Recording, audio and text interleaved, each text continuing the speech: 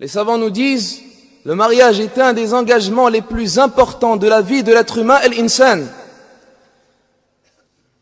Car soit il préservera sa moitié de sa religion, ou soit il égarera sa famille et lui-même, wal-iyadhu billah. Donc il incombe ainsi que tu bases cette demande en mariage sur les bases de la religion ad-din. Ne te précipite pas, ya Abdallah. Maintenant que tu penses avoir choisi, il incombe que tu demandes. Et avant de demander à l'être humain, demande à Allah. Avant de consulter l'être humain, consulte Allah tabaraka wa ta'ala. Car c'est lui qui te donnera, et c'est lui qui sait, jalla wa ala, et c'est lui qui connaît, tabaraka wa ta'ala, ce que toi tu ne connais pas. Tu penses que cette femme est la femme qui te convient. Tu penses que cet homme, ya ukhtil karima, est l'homme qui te convient, mais tu ne sais pas ce que c'est Allah, jalla wa ala. Allah tabaraka wa ta'ala, lui, il sait si cet homme te convient ou si cette femme te convient. À toi de le consulter, tabaraka wa ta'ala, et parmi ce qu'Allah jalla wa ala nous a légiféré, nous a accordé, nous a donné, tabaraka wa ta'ala, ce qu'il n'a pas donné au peuple précédent, ce n'est autre que la prière de la consultation. Salatul istikhara est une chose et un bienfait qu'Allah a accordé à la communauté de Muhammad alayhi salatu wassalam.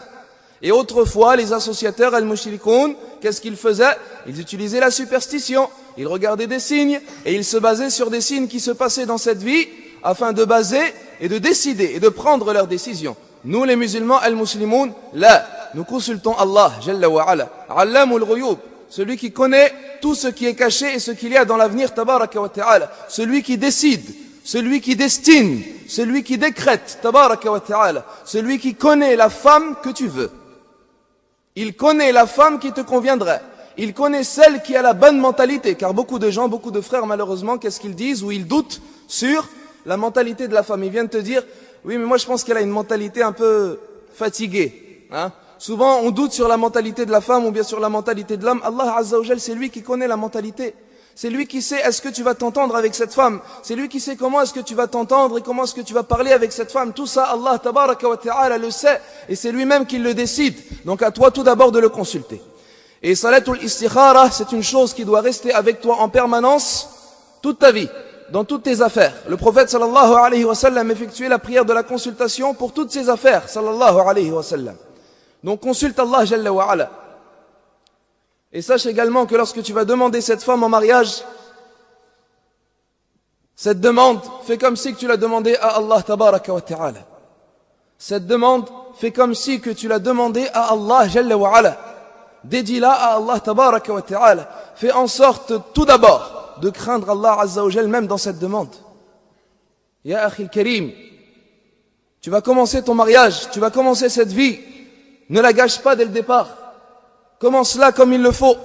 Crains Allah tabaraka wa ta'ala. Base ce mariage sur une base et sur des fondements de la piété at-taqwa. Ne commence pas à tout gâcher. Beaucoup de gens se demandent, comme on le dit et comme on le répète, la plupart des questions, la plupart des fatawa qui sont posées aux shuyukh de nos jours, c'est quoi? Problème de divorce. Problème de divorce, problème de couple. La plupart des questions, sans exagérer, problème de couple. Le plus grand nombre de temps que passent les gens de science et les savants à répondre aux questions de nos jours et à l'actualité et à cette époque, c'est pour résoudre des problèmes de couple. Pourquoi cela? Car ils n'ont pas basé leur mariage sur des bonnes bases. Donc au lieu de le regretter, réfléchis. Consulte Allah tabaraka wa ta'ala. Et lorsque tu auras choisi cette femme, sois sincère à Allah jalla wa ala. Car malheureusement, beaucoup de gens et beaucoup de jeunes, lorsqu'ils ont choisi une femme, ils ne veulent plus que cette femme. Lorsqu'ils l'ont choisi, khalas, il n'y a plus de consultation à Allah Azza wa Jal. Même dans l'istikhara, c'est plus une istikhara, c'est une dua. Il demande à Allah Azza wa Jal de lui accorder cette femme. Il veut que cette femme. Il pense qu'à elle. C'est pas ça l'istikhara. L'istikhara, tu demandes à Allah si cette femme te conviendra. Si cette femme est un bien pour toi. Si cette femme t'aidera, si cette femme te fera préserver ta religion. Ce n'est pas tu demandes à Allah de te marier avec cette femme. Dans ce cas-là, à quoi sert la consultation? Donc il incombe que tu sois sincère à Allah. Tu demandes à Allah Azza wa Jal, ya Allah, si cette femme est un bien pour moi, dans mon avenir, dans ce bas monde, pour ma religion, accorde-la moi. Et facilite le mariage avec elle, et destine-le moi, et accorde-y la bénédiction, puis l'autre versant de l'invocation. Mais si cette femme est un mal pour moi, dans ma vie, dans ma religion, dans mon apprentissage de cette religion, et dans toute ma vie, écarte-la moi d'elle, écarte-la moi de moi, et écarte cette femme de moi, et mets-la loin de moi, et accorde-moi et destine-moi une chose meilleure. Pourquoi cela? Car toi tu veux quoi? Tu veux une femme vertueuse. Car toi tu veux qu'Allah tabaraka wa ta'ala te guide dans ce bas monde ad-dunya pour que tu bénéficies du paradis al-jannah. Tu ne veux pas exclusivement une femme, mais tu veux ce mariage béni qui te préservera ta religion. Tu veux ce mariage qui t'aidera dans ta religion. Tu veux cette femme vertueuse qui sera la moitié de ta religion préservée. Tu ne veux pas ainsi n'importe quelle femme. Et de même pour notre sœur, Ya Ukhtil Karima, c'est la même chose. Ne tombe pas dans les sentiments amoureux du mari et du prince charmant. Dès que tu l'auras vu, ou dès que tu auras entendu qu'il s'est intéressé à toi, khalas, tu ne veux que te marier avec lui. Tu as déjà dit oui, et tu ne penses même plus, alors que tu as consulté Allah Jalla wa Ala. Consulte Allah sincèrement. Dis, Ya Allah, si cet homme ne vaut pas un homme pour moi, si cet homme n'est pas un bon homme pour moi, si cet homme ne va pas préserver ma religion, mais je ne veux pas de lui. Je ne veux pas de lui, car tu es sincère à Allah, car tu veux qu'Allah tabaraka wa ta'ala te préserve ta religion. La sincérité à Allah Jalla wa Ala. Ayyuhal ikhwatul kiram, la demande a des conditions. Il t'est interdit, ya Abdallah, de demander une femme qui est déjà demandée en mariage. Bien évidemment. Il t'est interdit également, et ceci selon la divergence des savants, il t'est interdit également de demander en mariage une femme qui aura été divorcée et qui est encore dans sa période de viduité al-iddah. Ceci sont des conditions. Et lorsque tu t'engages à demander une femme en mariage, ya Abdallah, il faut savoir également comment la demander. Tu demandes à qui? Tu demandes à qui? À elle-même? Hein? Tu demandes à sa mère, à son frère, à son père, à son tuteur. À qui tu demandes la femme en mariage? C'est une question très importante. Car malheureusement, beaucoup de gens, beaucoup de jeunes, jouent les héros. Ouais, ça y est, j'ai choisi, etc. Mais après, quand il consiste à demander et à se mettre en position d'homme devant le père de cette femme, tu le vois plus. Il va commencer à envoyer un texto et un mail et envoyer quelqu'un pour aller la voir, etc. Mais pour aller voir le père, très difficile. Non, il n'a pas la même mentalité. Quoi, il n'a pas la même mentalité? Ton beau-père, il va rester ton beau-père jusqu'à la mort. Tu devras vivre avec lui, l'inviter, discuter, savoir parler avec lui, savoir rigoler avec lui, avoir un bon comportement envers lui. Ça sera ton beau-père. Il faut que tu restes avec lui jusqu'à ta mort. Donc il incombe de commencer ces relations dès maintenant. Quand tu demandes ta femme en mariage, ya Abdallah, c'est un conseil de notre part, et de ma part plus personnellement. Va voir directement son tuteur. N'essaye pas de feinter. Allah Azza wa Jal feintera wa l'ayadhu billah avec toi. N'essaye pas de commencer par al-haram wa l'ayadhu billah. N'essaye pas de commencer à discuter, à téléphoner, à chatter, à envoyer un texto. Pourquoi cela? Pourquoi tu gâches tout? Demande à son tuteur.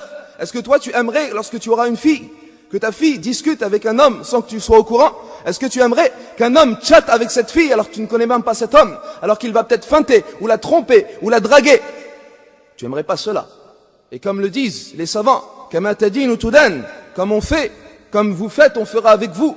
Eh bien de même, fais attention et respecte le père de cette femme et respecte son tuteur. Et nous disons et nous rappelons la chose très importante concernant le tuteur, car malheureusement de nos jours, beaucoup de jeunes musulmans et malheureusement également de jeunes musulmanes s'amusent avec le statut du tuteur. Mon père fait pas la prière et il boit de l'alcool. Il a refusé que je me marie. Est-ce que je peux choisir un autre tuteur? De l'autre côté, son père fait pas la prière, pratique pas la religion. Est-ce que je peux trouver un autre tuteur pour la fille? C'est son père, Yahi. Tu veux changer de père? Tu veux lui donner un autre tuteur? Est-ce que tu es à la place de ce père pour accorder cela? Nous disons non, ce n'est pas comme cela. La tutelle, le tutorat d'une femme n'est pas à déplacer comme cela, comme on le veut et comme il nous semble. Mais ceci est très délicat, ya Abdallah. À toi de faire attention à cela. C'est son père, c'est le père de cette femme. Il est responsable d'elle devant Allah tabaraka wa ta'ala. Ainsi, ce tuteur, malgré sa religion, malgré son éloignement d'Allah tabaraka wa ta'ala, malgré le fait qu'il ne craigne pas Allah jalla wa ala comme toi tu le voudrais et comme Allah tabaraka wa ta'ala le voudrait, il t'incombe de le respecter et de patienter et de suivre les réponses de l'istikhara. Si Allah Jalla wa Ala te complique la tâche, si Allah Tabaraka wa Ta'ala voit et fait en sorte que le mariage ne se passe pas comme il le faut et que le tuteur refuse, eh bien c'est un signe de la part d'Allah. Pourquoi tu te compliques la vie? Pourquoi tu t'entêtes à vouloir te marier avec cette femme? Allah te montre que tu ne dois pas te marier avec elle. Non, mais les gens s'entêtent. Pourquoi? Parce que les frères, ils veulent absolument se marier avec cette sœur. Et parce que la sœur, elle veut absolument se marier avec ce frère. Pourquoi cela? Parce que la famille, à l'origine, n'était pas au courant. Et que le dialogue s'est effacé, s'est passé en l'absence et sans que la famille soit au courant. Donc nous disons, tu es un homme, tu vas demander la main à son père. Et tu regardes ce qu'Allah Azza wa Jal te destine.